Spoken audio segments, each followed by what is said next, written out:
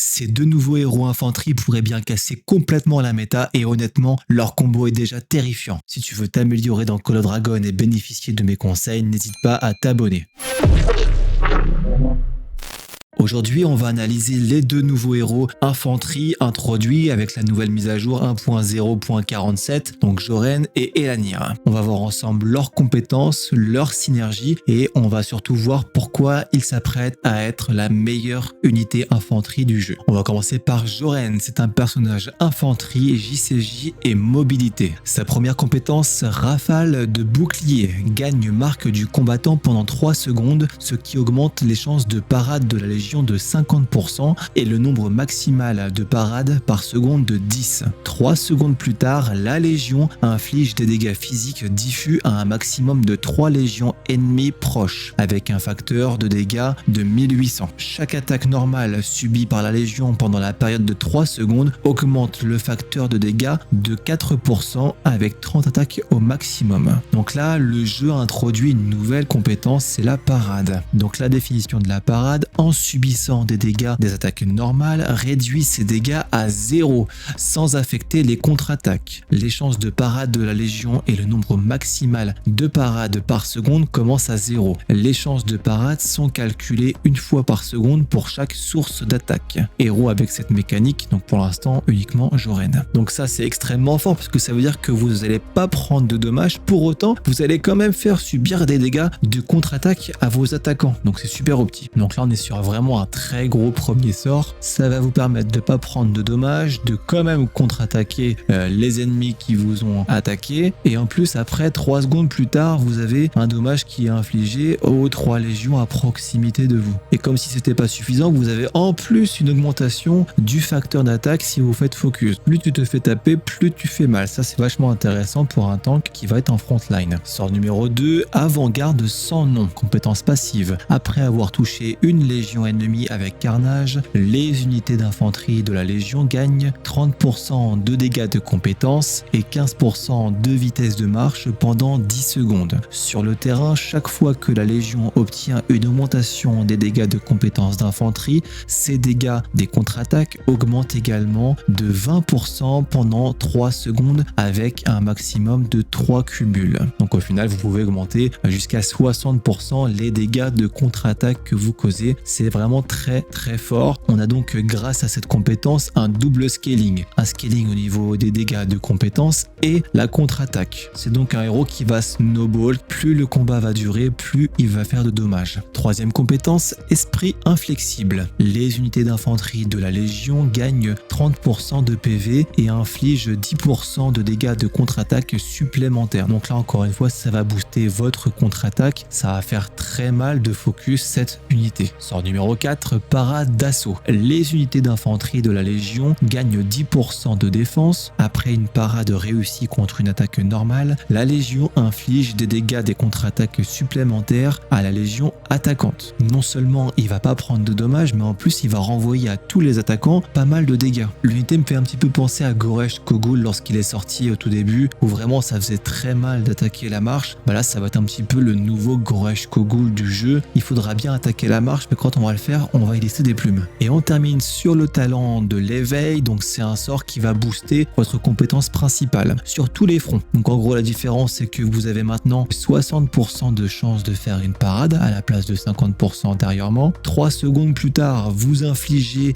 des dégâts physiques diffus à 4 légions à proximité et non plus 3. Et la troisième différence c'est que le facteur de dégâts infligés n'est plus de 1800 mais de 2000. Donc en résumé, ce personnage est ultra tanky, très fort en fight long, c'est un anti-focus par excellence, il va scale ses dommages avec le temps, il va snowball, plus il va durer sur le fight, plus il va faire mal, il va être très fort en multi-cible, au niveau des faiblesses, il sera moins intéressant sur des combats où il y a peu de monde ou dans lesquels il ne serait pas focus. On va maintenant passer sur le deuxième héros qui va de pair avec lui, ça va être Elanir, donc c'est un héros infanterie, garnison et tank. Sa première compétence, lame flottante, donc c'est une compétence passive passive et pas une maîtrise de la rage, toutes les 3 attaques normales lancées infligent des dégâts physiques supplémentaires à la légion ciblée, avec un facteur de dégâts de 500, une fois toutes les 3 secondes. Toutes les 3 attaques lancées infligent des dégâts physiques supplémentaires à la légion attaquante, avec un facteur de dégâts de 180, jusqu'à 8 fois par seconde. Donc là, ça devient très intéressant, 8 fois par seconde, ça fait l'équivalent de 1440 points de dégâts infligés à la légion qui est attaque. Donc ça fait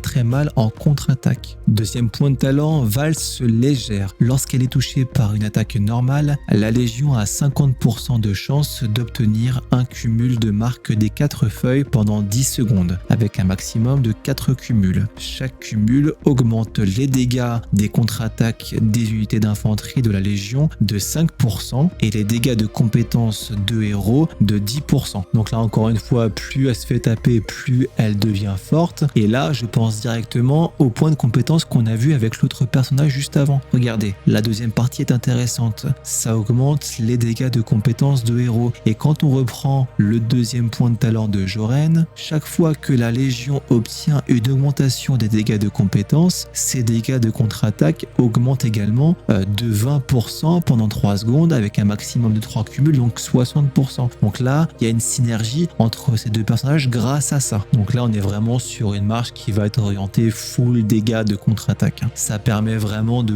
pouvoir déjà réfléchir à un éventuel build orienté maximisation des dégâts de contre-attaque. C'est ce qui semble être pour l'instant le plus pertinent au regard des compétences de nos héros. Troisième compétence, appel final. Les unités d'infanterie de la Légion gagnent 25% de défense, c'est un classique, et ignorent 25% de l'attaque ennemie. Donc ça c'est très fort, carrément elle se prend pas 25% de l'attaque de l'ennemi. Et ce qui est fort en plus, c'est que c'est un pourcentage de résistance, donc même dans les futures saisons, il faut s'imaginer que les héros vont taper de plus en plus fort, et là ça restera quand même 25% de réduction, donc les pourcentages c'est beaucoup plus fort qu'une valeur fixe. Et la quatrième compétence, c'est une compétence de garnison, donc là pour le coup c'est une bonne chose qu'elle soit placée aussi loin dans les sorts, ça veut dire que vous allez pouvoir verrouiller les 3 premiers sorts qui sont vraiment très intéressants pour de l'open field. Donc la quatrième compétence, cercle harmonique, augmente les PV de l'armée en garnison de 20% et retire un debuff toutes les 5 secondes lorsqu'elle est en garnison dans une ville ou un bastion. Et le dernier point de talent, lorsque le héros est éveillé, épée mortelle, à chaque fois que la lame flottante, donc votre premier sort, inflige des dégâts supplémentaires, les dégâts de compétence de l'infanterie de la Légion augmentent de 3% pendant 10 secondes avec un maximum de 10 cumuls. Autrement dit, plus 30% pendant 10 secondes à chaque fois que votre sort numéro 1 inflige des dégâts supplémentaires. Donc là, vous allez avoir un gros boost